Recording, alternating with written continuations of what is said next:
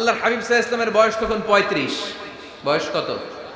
মজার একটা ঘটনা খেয়াল করে শুনবেন। বয়স কত? ৩৫। কাবা ঘরের পুনর্নির্মাণ হবে। কাবা ঘরের ৪টা কর্নারের একটা কর্নার আছে আর রুকনুল হাজারিল আসওয়াদ, যেখানে হাজরা আসওয়াদ পাথর থাকে, ওইটাকে সরানো হয়েছে। এখন কাবা ঘরের নির্মাণ শেষ। ওই হাজরা আসওয়াদ পাথর নিয়ে এটার কর্নারের মধ্যে সেট করা হবে। কিন্তু কে রাখবে? কারণ হাজরা আসওয়াদ তো যেন তেন পাথর নয়, জান্নাতি পাথর। কিয়ামতের দিন এই পাথরের ভেতরে আল্লাহ একটা জিহ্বা দিবে, দুইটা চোখ দিবে। এই পাথর বলবে, আল্লাহ এই লোকগুলো আমারে চুমু দিয়েছিল, এর উসিলায় আজকে তুমি তার জান্নাতে ঢুকায় দাও। তো এটা অনেক সম্মানিত পাথর, এই পাথরকে বহন করাটাও সম্মানিত। ৪ দলের মক্কার ৪ নেতা বলে, এই সম্মান আমরা হাতছাড়া করতে চাই না, কেউ এই পাথরে হাত দিতে পারবে না। এক নেতা কয়, আমি নিব, আমি নিয়ে এটা কাবা ঘরে রাখবো। দ্বিতীয় নেতা বলে, না, এই পাথর আমি অন্য কাউরে দেব না, এটা অনেক সম্মানের, অনেক প্রেস্টিজিয়াস ইস্যু, আমি এই পাথরটা হাতে নিয়ে কাবা ঘরে রাখবো। তৃতীয় নেতা বলে, না, রক্তের গঙ্গা বইয়ে দেব, কিন্তু এই পাথর কাউরে দেব না। চতুর্থ নেতা বলে, না, আমি নেব। কিলাকিলি আছে না নাই? পাথর কয়টা? নেতা কয়জন? ৪ জন। কিভাবে এই সম্মানিত পাথর নিয়ে সেট করবে? কেউ মীমাংসায় যেতে পারে না। এক মুরব্বী বলে, থাক, আজকের জন্য এখানেই সবার মুলতবি, আগামী দিনে এই মসজিদুল হারামের দরজা দিয়ে প্রথম যে ঢুকবে সে সিদ্ধান্ত দিবে। আল্লাহর মেহেরবানি, এর পরের দিন এই পথ দিয়ে ছুটে এসেছে বিশ্বনবী মুহাম্মদ। সুবহানাল্লাহ পড়বেন না? আল্লাহ পড়েন আওয়াজ করে। কামলিওয়ালা নবী প্রথম আসলেন, সবাই খুশি, জামিন রাদিনা বি। আরে আলামিন আসছে, আলামিন আসছে। সবাই বিশ্বনবীকে বললেন, এই এই ঘটনা। কেউ তো পাথর ছাড়তে চায় না। পাথর হইল একটা, নেতা কয়টা? এখন কে এই পাথর নিয়ে রাখবে? এই নিয়ে মারামারি। আল্লাহর হাবিব সাল্লাল্লাহু আলাইহি ওয়াসাল্লাম বললেন, যাই, হালুম্মা ইলাইয়া সাউবান, একটা কাপড় নিয়ে আসো, আমি এখনই সলিউশন করে দিচ্ছি। সুবহানাল্লাহ নাই? কাপড় নিয়ে আসা হলো। বিশ্বনবী বললেন, কই পাথর? সবাই বলল, এই পাথর। আল্লাহর হাবিব সাল্লাল্লাহু আলাইহি ওয়াসাল্লাম মোবারক হাত দিয়ে পাথরটা তুললেন। ৪ নেতারে বললেন, ও ৪ নেতা, কাপড়ের ৪ কর্নারে তোমরা ধরো। ৪ নেতা কাপড়ের ৪ কর্নারের মধ্যে ধরলো। বিশ্বনবী নিজ হাতে পাথরটা নিয়ে কাপড়ের মাঝখানে রেখে দিলেন। এবার বিশ্বনবী আগে আগে যায়। ৪ নেতারে বললেন, ৪ কর্নার ধরে পাথরটারে নিয়ে আমার পেছনে পেছনে আসো। কাবার কাছে যে বিশ্বনবী আবার নিজ হাতে পাথরটা তুললেন, আবার নিজ হাতে কাবার ভেতরে রেখে দিলেন। পড়েন সুবহানাল্লাহ। সম্মান আসলে ৪ নেতার দিকে যায় নাই, সম্মান গিয়েছে বিশ্বনবীর দিকে। এতক্ষণ কাউরে দিবে না, এখন কেউই ধরতে পারে নাই, তারপরেও খুশি। সুবহানাল্লাহ কইবেন না? প্রথমে যে হাজরে আসওয়াদ পাথর ধরছে কে? বিশ্বনবী। কাপড়ে রাখছে কে? বিশ্বনবী। আবার কাপড় থেকে উঠিয়ে হাজরে আসওয়াদের পাথরটারে কাবার ভেতরে ঢুকাইছে কে? সুবহানাল্লাহ কইবেন না? সব সম্মান গেল বিশ্বনবীর হাতে, সব স্টেটাস গেল বিশ্বনবীর হাতে। ৪ নেতা কাপড়ের কিনারা ধইরাই খুশি। এইটাই বলে নেতৃত্বের গুণাবলী। চিল্লায় বলো ঠিক কিনা? কনফ্লিক্ট রিজলভিং অ্যাবিলিটি, বিরোধ নিষ্পত্তি করার কোয়ালিটি থাকা চাই, তবেই তিনি নেতা। কি কারিশমা দেখছেন? What a charismatic leader. এতক্ষণ রক্তের বন্যা বইয়ে দিবে, কাউরে দিবে না পাথর। এখন কেউই ধরতে পারে নাই, কিন্তু স্লোগান দিতেছে জিন্দাবাদ। আসরা নাই? নেতা হইলে এরকম নেতা হইতে হবে। মদিনাতে আউস আর খাজরাজ গোত্রের যুদ্ধ ১২০ বছরে। কয় বছর? কেউ থামাতে পারে না, রক্তক্ষয়ী যুদ্ধ। আল্লাহর হাবিব সাল্লাল্লাহু আলাইহি ওয়াসাল্লাম মক্কা থেকে মদিনায় এসে ৭ দিনের ব্যবধানে ১২০ বছরের যুদ্ধ থামাইয়ে দিলেন। এতদিনে এই গোত্রের লোকের সাথে এই গোত্রের কোনো বিয়ে নাই, এই গোত্রের লোকের সাথে এই গোত্রের কোনো অর্থনৈতিক লেনদেন নাই। বিশ্বনবী যখন আউস খাজরাজের যুদ্ধ থামিয়ে দিলেন, মদিনাতে আনন্দের ধুম পড়ে গেল, নতুন নতুন উৎসবের ধুম পড়ে গেল। সব ভাই ভাই। নেতা হইলে এরকম নেতা হইতে হবে, কোনো মারামারি থাকতে পারবে না সমাজে। চিল্লায় কোন ঠিক কিনা? নেতা আসলেই সমাধান, নেতা আসলেই। সহিহ বুখারীতে একটা কিতাব আছে, কিতাবুস সুলহ, মীমাংসার অধ্যায়। একটা বাব আছে, বাবু কওলিল ইমামি লি আসহাবিহি ইযহাবু বিনা নুসলিহ বাইনাহুম। ইমাম সাহেবের এই কথা যে আমাদেরকে নিয়ে চলো, আমরা মিলাইয়ে দেব, এটা আল্লাহ রাসূল সাল্লাল্লাহু আলাইহি ওয়াসাল্লামের একটা বিখ্যাত ডায়ালগ। ডায়ালগটা কি খেয়াল করে শুনেন। যুদ্ধ, মারামারি আর ঝগড়া শুনলেই আল্লাহ রাসূল সাল্লাল্লাহু আলাইহি ওয়াসাল্লাম বলতেন, ইযহাবু বিনা নুসলিহ বাইনাহুম। আরে আমরা আছি তো, আমগরে নিয়ে যাও না, আমরা মিলাই দিব। সুবহানাল্লাহ পড়েন। মারামারি দেখলে বিশ্বনবী মিলায় দিতেন। আল্লাহর হাবিব সাল্লাল্লাহু আলাইহি ওয়াসাল্লাম বলতেন, আলা উখবিরুকুম বিআফদালি দারাজাতিন মিনাস সালাতি ওয়াস সিয়ামি ওয়ান নুসুক, রোজা নামাজ সালাতের চেয়ে বড় একটা সওয়াবের কাজ আছে, ওটা কি আমি তোমাদের বলবো না? সাহাবারা বললেন, সেটা আবার কি?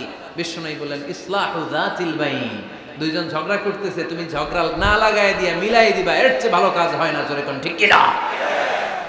সবচেয়ে শ্রেষ্ঠ কাজ। নোয়াখালীতে আগুন লাগলে আপনারা কি দিয়ে নিবা? কি দিদায়? পানি। অনেকে ওই জায়গায় তেল ডালে। জ্বলতেছে কি? আগুন। আগুন নিবানোর জন্য ঢালবেন কি? অনেকে ঢালে কি? তেল। আহা না, আপনি থামায় দিবেন, মিলায় দিবেন।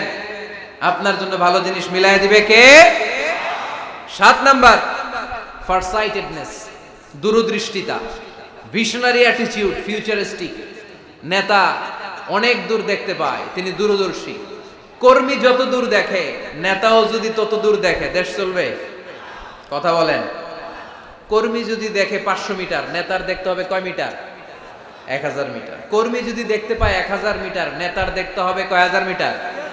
2000 মিটার। কারণ নেতা হবে ফিউচারিস্টিক, ভিশনারি, স্বপ্নবাজ, স্বপ্নচারী। নেতাকে স্বপ্ন দেখতে হয়, ওই স্বপ্ন জাতিকে দেখাতে হয়। চিল্লায় বলেন ঠিক কিনা? মানুষ তার স্বপ্নের সমান বড়। আপনি কত বড় আপনার স্বপ্ন শুনলে বোঝা যাবে। স্বপ্ন সেটা না যেটা মানুষ ঘুমিয়ে ঘুমিয়ে দেখে, স্বপ্ন সেটা যেটা অর্জনের আকাঙ্ক্ষা মানুষকে ঘুমাতে দেয় না। আল্লাহর হাবিব সাল্লাল্লাহু আলাইহি ওয়াসাল্লাম স্বপ্ন দেখিয়েছেন সাহাবাদেরকে, বিশ্ববিজয়ের স্বপ্ন, ইসলামকে বিজয়ী শক্তি হিসেবে দেখার স্বপ্ন। চিল্লায় বলেন ঠিক কিনা? আল্লাহর হাবিব বলতেন, ইন্নাল্লাহা জাওয়ালি আল আরদা ফারাআইতু মাশারিকাহা ওয়া মাগারিবাহা। আল্লাহ তাআলা গোটা বিশ্বটাকে ছোট্ট করে আমার সামনে দেখিয়েছে। আমি ফুটবলের সাইজের এই পৃথিবীর প্রাচ্য পাশ্চাত্য ডানে বায়ে সামনে পেছনে সবটাই দেখেছি। ওয়া ইন্না মুলকা উম্মতি সায়াবলুগু মা জুবিয়ালি। যত দূর আল্লাহ আমারে দেখিয়েছে, তত জায়গায় লা ইলাহার পতাকা পথ করে একদিন উড়বে। কোন একদিন এদেশের আকাশে কালিমার পতাকা উড়বে। সেদিন সবাই খোদাই বিধান পে দুঃখ বেদনা ভুলবে। এটাই আমাদের স্বপ্ন। চিল্লায় বলেন ঠিক কিনা? স্বপ্ন দেখতে জানতে হয়। সুলহে হুদাইবিয়া চলতেছে, সন্ধি। 1400 সাহাবা নিয়ে বিশ্বনবী মক্কায় আসলেন উমরা করতে। কাফেররা বলে গো ব্যাক, অ্যাবাউট টার্ন, ফিরে যাও, হবে না। আল্লাহ রাসূল সাল্লাল্লাহু আলাইহি ওয়াসাল্লাম অনুরোধ করলেন, দাও না, উমরার নিয়ত করে এসেছি। ইজার আর রেদা পড়ে কাফেররা বলে না, আগামী বছর, এই বছর হবে না, চুক্তি করো। চুক্তির মধ্যে লেখা হলো মা খাবা আলাইহি মুহাম্মাদুর রাসূলুল্লাহ। ঠিক আছে, চুক্তি 10 বছরের, মুহাম্মদ রাসূল সাল্লাল্লাহু আলাইহি ওয়াসাল্লামের পক্ষ থেকে চুক্তি। কাফেররা বলে না, আমরা তো তোমার রাসূলুল্লাহ মানি না। তোমার রাসূলুল্লাহ মানলে তো মা সাদাদনাকা আলা শাই, তোমার সাথে কোনো ঝগড়াই নেই, রাসূলুল্লাহ কাটো। সাহাবীরা তেড়ে উঠলেন। ওমরে ফারুক বলেন, মুখ সামলে কথা বল। সুহাইল ইবনে আমির, তোর জিহ্বাটা আমি টেনে ছেড়ে ফেলবো, সাবধান। আমার নবী শেষ নবী, শেষ রাসূল মুহাম্মদ রাসূলুল্লাহ কাটার ক্ষমতা কারো নাই। আমি ওমর বেঁচে থাকলে কেউ কাটতে পারবে না। বিশ্বনবী বললেন, ওমর সরে যাও, কেটে দাও। সুবহানাল্লাহ কইবেন না? মুহাম্মদ রাসূলুল্লাহ কাফেররা মানে না। কাফেররা কয় তুমি লেখো মুহাম্মদ ইবনে আব্দুল্লাহ, আব্দুল্লাহর বেটা মুহাম্মদ। কারণ মুহাম্মদ রাসূলুল্লাহ যদি এই সন্ধিতে থাকে, চুক্তি তার নিচে আমরা সিগনেচার করি, তার মানে এটাই প্রমাণ হয়ে যায় আমি তোমাকে রাসূল বলে মানি। আমরা কাফেররা তোমাকে রাসূল বলে মেনে নিয়েছি। নো, তোমরা রাসূল বইরা মানলে তো খেলা এখানেই শেষ। কাটো, রাসূলুল্লাহ লেখা যাবে না, লিখতে হবে আব্দুল্লাহর বেটা মুহাম্মদ। কোন সাহাবারা রাজি হয় না। কথা শুনতেছেন? সাহাবারা বলে রক্তক্ষয়ী যুদ্ধ হবে, আমার নবীর নামের পরে রাসূলুল্লাহ লিখতেই হবে। বিশ্বনবী বললেন, কেটে দাও। কারণ সাহাবারা দেখতেছে এতটুকু, বিশ্বনবী দেখে অতটুকু। বিশ্বনবী অন্য প্ল্যানে আগাচ্ছেন। বিশ্বনবী ভাবলেন 10 বছরের যুদ্ধবিরতি যদি হয়ে যায়, আমি আমার লোকদেরকে ঠিক করব। আমি তারবিয়া, তালিম, তাহজিব, তামাদ্দুন দিয়ে মদিনাটাকে একটা কল্যাণ রাষ্ট্রে পরিণত করব। আমি আমার ফোর্সকে সাজাবো, আমি আমার সাহাবাদেরকে প্রশিক্ষিত করব। এই 10 বছরের ব্যবধানে আমি গোটা বিশ্বকে ঝাঁকি মেরে কাঁপিয়ে দেব। কিন্তু সাহাবারা পড়ে আছে রাসূলুল্লাহর মধ্যে। সাহাবারা পড়ে আছে কই? সাহাবারা এর চেয়ে বেশি ভাবতে পারতেছে না। সাহাবারা বলে রাসূলুল্লাহ কাটা যাবে না, বিশ্বনবী বলেন কেটে দাও। তার মানে নেতা কর্মী যদি দেখে 500 মিটার, নেতার দেখতে হবে 1000 মিটার। চিল্লায় বলেন ঠিক কি না? নেতার 9 নাম্বার গুণাবলী, a leader should be very strategic. নেতাকে কৌশলী হতে হয়। কৌশল না জানলে উনি নেতা হতে পারে? বলেন। ডিপ্লোম্যাটিক কোয়ালিটি, কূটনীতি যদি না জানা থাকে নেতা হইতে পারবে? আল্লাহর হাবিব সাল্লাল্লাহু আলাইহি ওয়াসাল্লামের মতো বড় কূটনীতিবিদ পৃথিবী দেখেছে? কথা কর না কেন? দেখেন কি ধরনের স্ট্র্যাটেজি আমার নবী ফলো করতেন। আমার নবী যদি যুদ্ধ করতে কোথাও যেতেন, অ্যাটাক করবেন ডান দিকে, অ্যাটাক করবেন কোন দিকে? খায়বার অ্যাটাক করবেন, খায়বার ডানে। বিষ্ণুনবী বের হতেন মদিনার বাম দিক দিয়ে। যাবেন কই? ডানে। আওয়াজ করে বলেন যাবে কই? কিন্তু মদিনা থেকে বের হইতেন কোন দিক দিয়ে? বাম দিক দিয়ে। লোকেশন আর ডাইরেকশন কখনো কারোর সাথে শেয়ার করতেন না। উনি কই যাচ্ছে কেউ বুঝতো না। বাম দিক দিয়ে বের হয়ে অনেক ঘুরে তারপরে ডান দিকে যেতেন। সুবহানাল্লাহ পড়বেন না? অ্যাটাক করার সময় 3টা অপশন দিতেন, choose any of the options. যে বলতেন নাম্বার 1 আসলিম তাসলাম, ইসলাম মানো, ভাই ভাই আমার হৃদয়ে চলে আসো, তোমরাও ভাই আমরাও ভাই, দুনিয়াতেও শান্তি আখিরাতেও শান্তি। এটা যদি ভালো না লাগে, option 2 you pay the tax, we provide you the security. তোমরা ট্যাক্স দিবা, আমরা তোমাদেরকে সিকিউরিটি দিব। ইয়াতুনা আল জিজিয়াতা আন ইয়াদিন ওয়া হুম সাগিরুন, তোমরা জিজিয়া দিবা, আমরা সিকিউরিটি দিব। প্রথম অপশন মুসলমান হইলা না, আমাদের ভাইও হইলা না। দ্বিতীয় অপশন ট্যাক্সও দিবা না, কাফির থাকতে মনে চায় থাকো, খ্রিস্টান থাকো, ইহুদি থাকো, ধর্মান্তরিত হওয়া লাগবে না, খালি ট্যাক্স দিবা, ওইটাও ভালো লাগে না। 3 নাম্বার অপশন হচ্ছে the sword will decide what gonna happen among আস, তলোয়ার ফয়সালা করবে এখন কি হবে। সুবহানাল্লাহ কইবেন না? প্রথমেই যেই কোথাও অ্যাটাক করতেন বিশ্বনবী, সবসময় ডিফেন্সিভ মোডে থাকতেন, আত্মরক্ষার মোডে থাকতেন। আক্রমণ করা হলে মেনে নিতেন, ধৈর্য ধারণ করতেন। ধৈর্যের সীমা যখন ছাড়িয়ে যেত তখন বিশ্বনবী হাত তুলতেন, চিল্লায় বলেন ঠিক কি না? যুদ্ধের ময়দানেও যখন সেনাপতি পাঠাতেন বলতেন খবরদার নারীদের গায়ে হাত তুলো না, বৃদ্ধাদেরকে মেরো না, শিশুদেরকে মেরো না, ওই এলাকার পাদ্রীদের গায়ে হাত তুলো না, ওই এলাকার গবাদি পশুগুলোকে হত্যা করো না, গাছপালাগুলো ধ্বংস করো না। তোমাদের বিরোধী যোদ্ধারাও যদি তলোয়ার রেখে দিয়ে হাত তুলে বলে আল আমান, সিকিউরিটি সিকিউরিটি, আমরা আমান চাই, নিরাপত্তা চাই, তাকেও মেরো না। সুবহানাল্লাহ পড়বেন না? গোটা বিশ্বকে সভ্যতা শিখিয়েছেন। মক্কা বিজয়ের পরে গণধর্ষণ করেন নাই, গ্রামকে গ্রাম তিনি জ্বালিয়ে দেন নাই, হাজার হাজার লক্ষ লক্ষ শত্রুকে এক বাক্য দিয়ে ক্ষমার ঘোষণা দিয়েছেন, চিল্লায় বলেন ঠিক কি না? As a father, as a teacher, as a commander, as a leader, as a lawgiver, as a lawmaker, as a reformer of the society, Muhammad is the superman of the world. আওয়াজ করে পড়তে হবে আল্লাহু আকবার। কূটনীতি কারে বলে?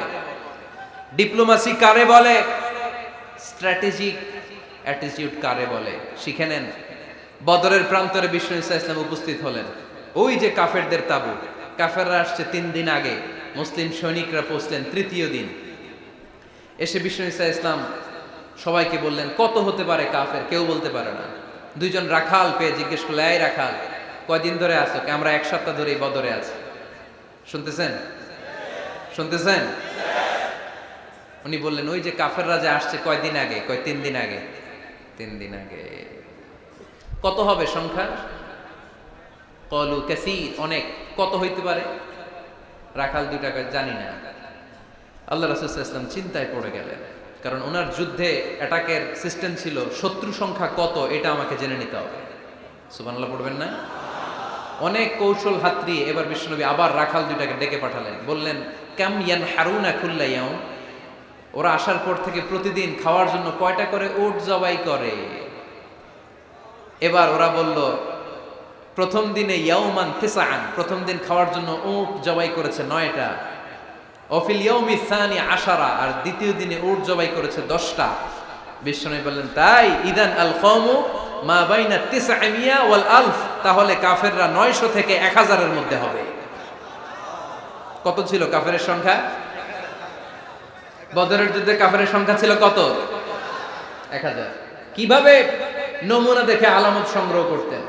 ওরা কয়টা উট জবাই করেছে 2 দিনে প্রথম দিন 9টা, দ্বিতীয় দিন 10টা। বিশ্বনবী হিসাব মিলাই ফেললেন যোগ বিয়োগ দিয়ে, কাফেরের সংখ্যা 900 থেকে 1000-এর মধ্যে হবে।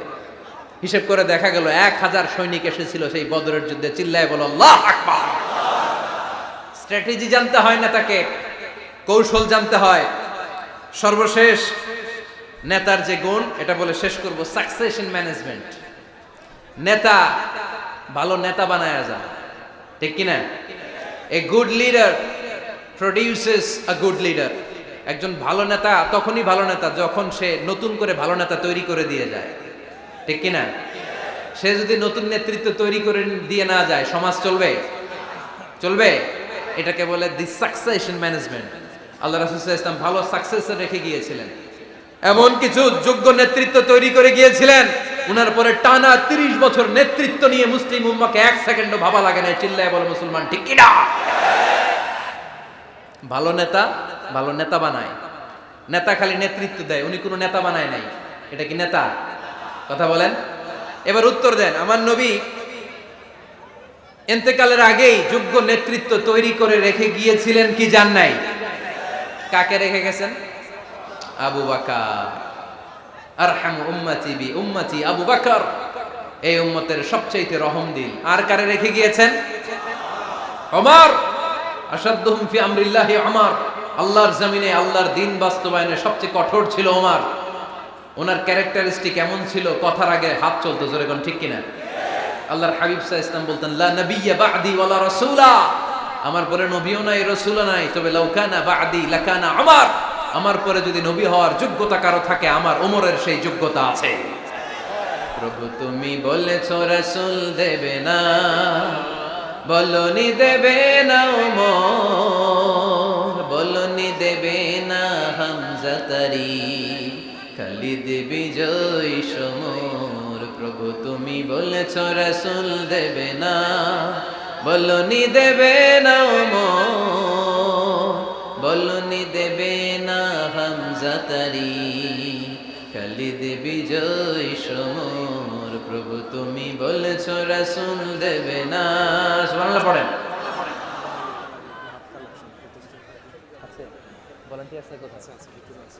এই উঠতেছেন কেন? হ্যাঁ, উঠলেন কেন? এই 2 ঘন্টা ওয়াজ শোনার পরে শেষ বেলায় আপনারা উঠে যাবেন না? বিশৃঙ্খলা আমি দেখতে চাই না। একটা লোক প্যান্ডেলে আওয়াজও করবে না, উঠতেও পারবে না। আমার নবী নিজেও ছিলেন শ্রেষ্ঠ নেতা, রেখেও গিয়েছেন শ্রেষ্ঠ নেতা। চিল্লায় বলেন ঠিক কিনা? সাইয়েদনা আবু বকর, সাইয়েদনা ওমর ফারুক, উসমান যুন্নুরাইন, আলী রাদিয়াল্লাহু তাআলা আনহু যোগ্য নেতৃত্ব হাতে কলমে প্রশিক্ষিত করে ওনাদেরকে রেখে গিয়েছেন। তাই মুসলিম উম্মার নেতৃত্বের সংকটে পড়া লাগে নাই। জোরে কোন ঠিক কিনা? জি। তো এইজন্য আমরা চাই আমাদের একটা সেন্ট্রাল লিডারশিপ থাকুক, কেন্দ্রীয় নেতৃত্ব, যেই নেতাদের নেতৃত্বে আমরা সামনের দিকে যাব। যে 10টা পয়েন্টস আমরা শুনলাম, আমাদের সব নেতাদের এই গুণগুলো থাকার দরকার আছে না নাই? এই গুণগুলো আমলে নিয়ে মুসলিম উম্মার এই নেতৃত্বের সংকট যেন আমরা কাটিয়ে তুলতে পারি। আল্লাহ তুমি তৌফিক দান করো, আমরা পড়ি আমিন। এখানে বিশাল একটা প্রতিষ্ঠান আছে, এই বিশাল প্রোগ্রাম থেকে শুরু করে অনেক খরচ ওনাদের হয়েছে। স্বেচ্ছাসেবক ভাইয়েরা তাদের সময় মাত্র 2 মিনিট, এই 2 মিনিটে প্যাকেট নিয়ে আপনাদের সামনে যাবে। যার যতটুকু সুযোগ হয়, আমরা কেউ বাদ যাব না। এই প্রোগ্রামের জন্য এবং এই বিশাল মাদ্রাসার জন্য আমরা মুক্ত হস্তে দান করে যাব। এই উঠতেছেন কেন? উঠলেন কারা কারা? এদিকে তাকান, যারা উঠছেন এদিকে তাকান, দেখি তাকান তাকান। আমরা দোয়া ছাড়া কেউ যাব না। যাবেন? ভদ্র, নোয়াখালীর ছেলেরা অনেক ভদ্র। বসেন। সুন্দর সুন্দর ঘোষণা আছে কয়েকটা, সুন্দর সুন্দর ঘোষণা। এতক্ষণ তো প্লে কার্ড দেখাইছো, উই লাভ আজহারি। এখন উঠলে হবে? কতটুকু লাভ করো আজহারিরা দেখবো। বসো, একটা উঠতে পারবো না। আমার ভাই রফিকুল্লাহ আফসারি ভাইয়ের অসাধারণ কিছু বই আছে, অনেকে খুঁজে কোত্থেকে পাবে। আজকে এখানে আছে, যাদের দরকার আপনারা নিয়ে যাবেন। আমি নিজেও ওনার একজন ভক্ত, ওনার লেখার ভক্ত। আমি নিজেও ওনার লেখার পাঠক। অসাধারণ লিখেন। কি যেন একটা দেখলাম, নানা আলেম নানা মতে, আমি যাব কোন পথে? আলেমরা নানান মতে, পাবলিক যাবে কোন পথে? তো সুন্দর সুন্দর বই আছে, এগুলো আপনারা নিয়ে যাবেন। স্টেজে উপস্থিত আছেন নোয়াখালী জেলার এডিশনাল এসপি, কই উনি? আপনি? মাশাআল্লাহ মাশাআল্লাহ, কাজী মোহাম্মদ আব্দুর রহিম ভাই না? আলহামদুলিল্লাহ, আপনাদের এই জেলার এডিশনাল এসপি সাহেব আছেন। আমি ওনাদেরকে ধন্যবাদ জানাই যে এত ব্যস্ত মানুষ আমি জানি, তারপরেও ওনারা এই প্রোগ্রামে উপস্থিত হয়েছেন, অনেক শুকরিয়া জানাই। কোম্পানিগঞ্জ উপজেলার ওসি সাহেব আছেন জনাব আরিফুর রহমান ভাই, সাবেক উপজেলা চেয়ারম্যান মিজানুর রহমান বাদল ভাই, আমার নামে নাম